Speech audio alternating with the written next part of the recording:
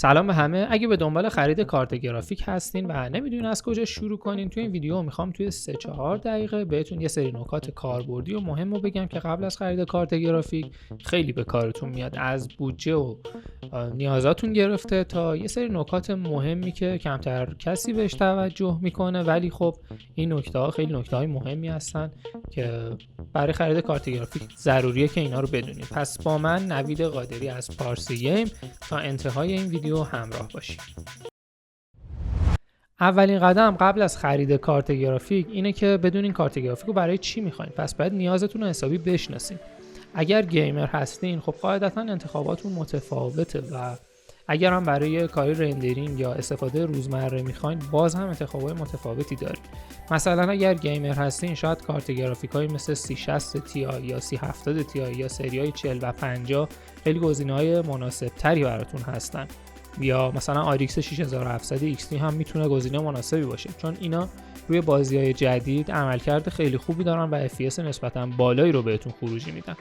و مثلا اگر برای کار تدوین هم بخواین باید دنبال کارت گرافیک هایی بگردین که رندرینگ قوی تری دارن، مثلا سری 4070 یا کارت گرافیک هایی که عملکردشون توی رندرینگ خیلی زبان زد هستش.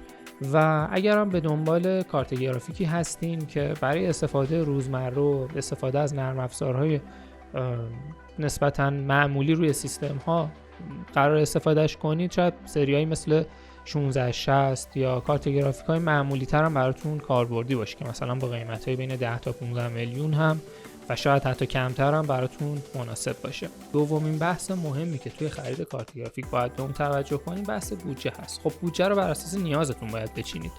کارت گرافیک ها معمولا قیمتی بین 10 تا 15 میلیون تومان و تا بازه 100 میلیون و 200 میلیون تومان دارن. البته خب این قیمت ها توی بازار ایران بسیار نوسان‌های شدیدی داره و به شدت به قیمت ارز وابسته است.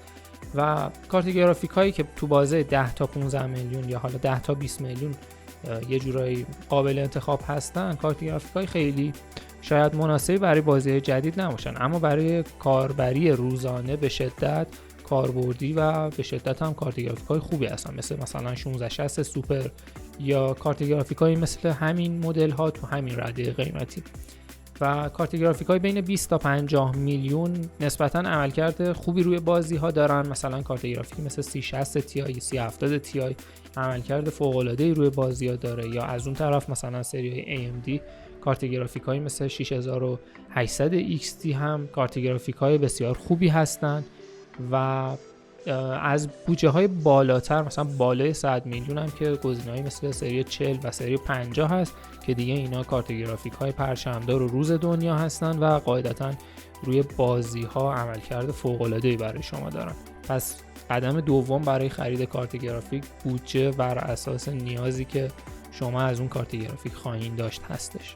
و در نهایت نکات مهمی که قبل از خرید کارت گرافیک باید به اون توجه کنید. شاید این نکته ها رو کسی بهتون نگه، ولی خب قبل از خرید یه همچین قطعه مهمی برای سیستمتون حتما باید به اینا توجه کنید.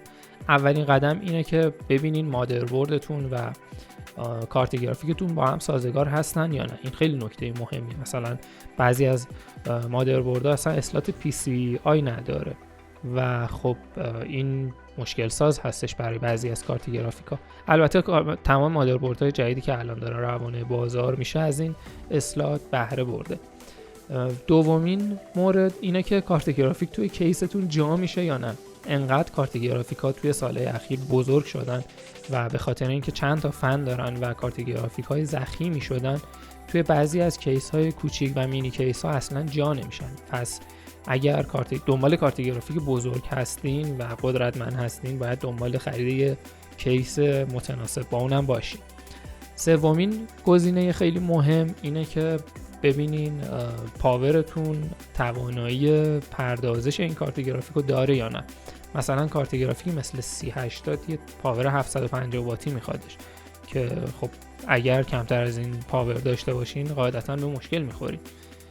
و دیگه بهتون گزینه‌های مهمتری رو بخوام بهش اشاره کنم و بگم اینه که به برند و گارانتی هم خیلی توجه کنید.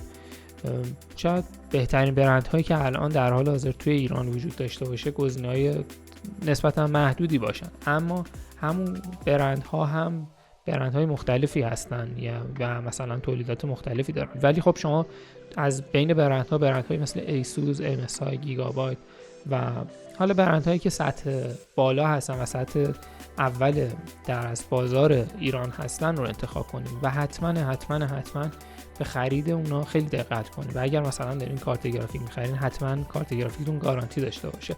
و اگر هم دارین کارت گرافیک کار کرده و دست دوم هم می‌خرین، سعی کنین مهلت تست بگیرین و از فروشنده بخواین که اونا براتون گارانتی کنه، چون قیمت کارت گرافیکا به شدت بالاست و خریدشون رو توی مثلا توی مواردی مثل کارت گرافیک‌های دست دوم به شدت ریسک پذیر میکنه. و در نهایت حالا که نیازتون، بودجهتون و نکات مهم قبل از خرید کارت گرافیک رو فهمیدین و یه جورایی کامل متوجه شدین و صد البته هم که این مقاله که ما توی پارسی گیم قرار دادیم و برای اطلاعات بیشتر خوندید، الان لازمه که تصمیم بگیرین که چه کارت گرافیکی رو میخواین بخرین. اگر هم بازم سوال دارین قبل از خرید کارت گرافیک، حتما توی کامنت ها ازمون بپرسیم. ما سعی میکنیم کامل تمام سوالایی که شما عزیزا دارین رو بهش پاسخ بدیم و بتونیم راهنماییتون کنیم تا تو این شرایط در اصل اقتصادی و شرایطی که داریم بتونین یه کارت گرافیک خیلی مناسب بر اساس بودجه‌ای که دارین رو تهیه کنین. اگر هم تا انتهای این ویدیو رو دیدین، ازش خوشتون اومد و نکات خوبی رو بهتون گفتم، حتما اونو لایکش کنید و اگر هم دارین توی یوتیوب یا آپارات ما رو میبینین، حتما کانال ما رو سابسکرایب کنید و به دوستاتون هم معرفی کنید. دمتون گرم، مرسی از همتون.